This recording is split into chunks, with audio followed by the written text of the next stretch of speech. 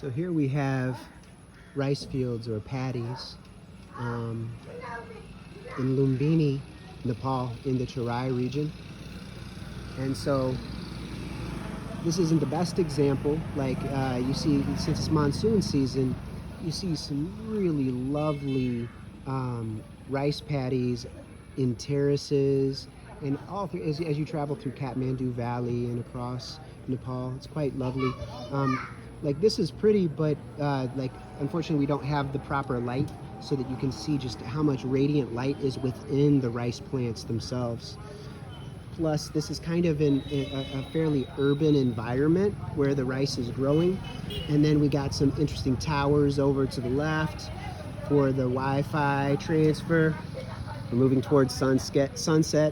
Sometimes there's some hazy sprays in the skies. And, you know, like you can see that here people use the land to grow all types of foods. We've got papaya trees, we got banana trees, we got different squash plants, elephant ears, many varieties of plants. I'm not sure what they are, but there are many different types of foods growing in and around this little space. But I just wanted to share the rice growing here. I was reading about how the Tibetans, they used to, come down into Nepal and they would trade salt from the Tibetan plateau and I believe like products, furs and whatnot from their areas. And gold and salt were the main things they would bring here. And then they would bring back rice, spices, and then increasingly over the years, they became very interested in Buddhism, especially Vajrayana Buddhism, which was very strong here in Nepal. So they would bring back rice and spices and religious statues and texts, etc., and ideas and practices and lineages.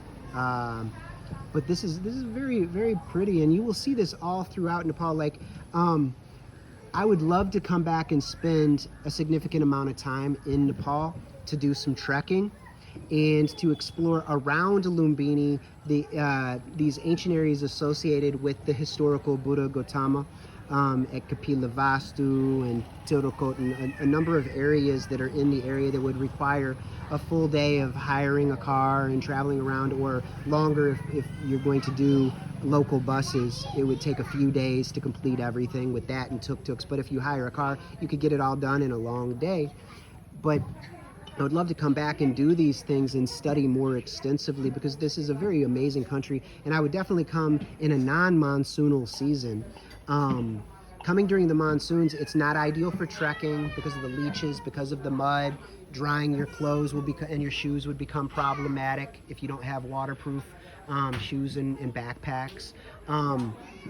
But the monsoon season is so beautiful. Like, it will take longer to travel. Like, for instance, I took a tourist bus from Pokhara down to Lumbini the other day, and normally I think it takes like maybe 7 hours, maybe 8, and it wound up taking 12 hours because there had been a landslide, which is quite typical during the monsoons, and they had to clear it. And so we were sitting for several hours on the side of the road. And this is quite common during the monsoons around Nepal. And so that was on the Siddhartha Highway, which is a stunning, beautiful drive. If you want to take I enjoy taking local buses and seeing the landscapes and seeing the people and traveling with the local people. It's usually a quite positive experience. And I've loved doing that throughout India in particular, and here in Nepal as well. But during the monsoons, you see how lush it is. And even, seeing the mist on the mountains, the smoke on the mountains in the morning and throughout the day, it's quite lovely. And if you're in a dry place at night, it's so nice to just sit and listen to the rain, or if you can be in a local cafe and sip some chai, some honey lemon ginger tea, and just enjoy the rain. It's quite beautiful. And so there are many benefits to traveling in the monsoon. It would be a great time to catch up on some reading if the electricity is on, or if you're doing it during the daytime in a cafe, or if you're doing a bit of writing, although, like I said, electricity could be an issue. So you don't want to completely be electrical dependent. So if you got a computer that has a nice battery charge, that could be a good time. You can get a lot done during the monsoons. It's such a peaceful time.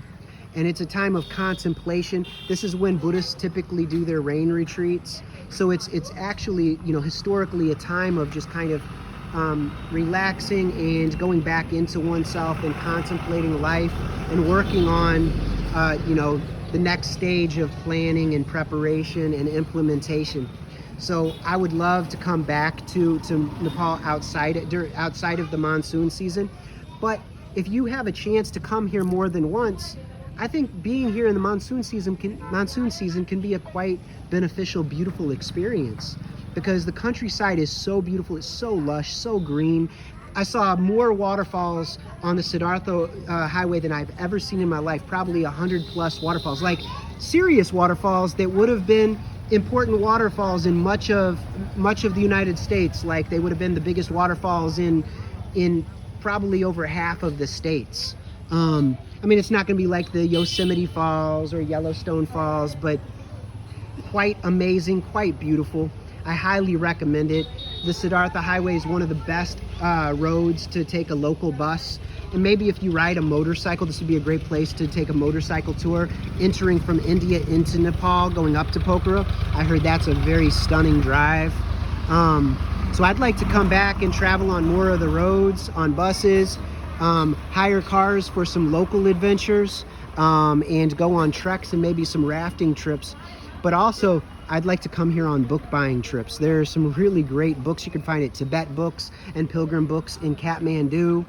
And, you know, India has a huge selection of English language books, you know, printed very cheaply. So you could also duck into India and do a book buying tour. So anyway, I just wanted to be here at this beautiful rice paddy and give a little reflection on some of my experiences here in Nepal, because this has been a very powerful experience, and I have a feeling it's going to unfold for quite some time after this. So I'm very thankful for this experience, and I pray all the best for everyone that I've met along the way, who you know, brought in, you know, who made and shared delicious food and teas with me, who shared insights and ideas, just even smiles and namastes. This has been beautiful. And just seeing sunrises and sunsets and intensive rainfall and sprinkling and beautiful lakes and rivers and waterfalls, rapids and cascades on holy sacred rivers, ancient sacred temples and palaces. This is such an amazing land. It's a blessed land. And I pray that they come out of all their miseries and attain to excellence. I see that there's such a push and a drive to educate their young people. There are Montessori schools all over the place. There are universities all over the place. I see young people in their uniforms and very serious about their books and their studies. So I wish them all the best. And I pray only the best for all the peoples of South Asia. May they find ways of reconciling and healing their whatever is broken, and purifying themselves and purifying their lands. These lands and peoples hold tremendous potential and have offered the world so much in terms of intellectual development, in terms of technologies, in terms of spiritual technologies and spiritual transmissions. So I'm very thankful for all of South Asia. Every single country in South Asia has so much to offer the world. And I just feel that they're, like right now, a lot of people are hung up on the isms and schisms. And we need to transcend isms and schisms and transcend unhealthy attachments to historicity and to false expressions of history and historicity, and to realize our true humanity. So anyway, I'm praying the best for all of us, that we'd come out of our miseries. And may we begin to grow and share the best organic foods, clean our water supplies, and heal our peoples, heal our families, heal our marriages, heal our lands, and heal our world to the best of our abilities. So until next time, be happy, be healthy, be safe from all harm, and be peaceful.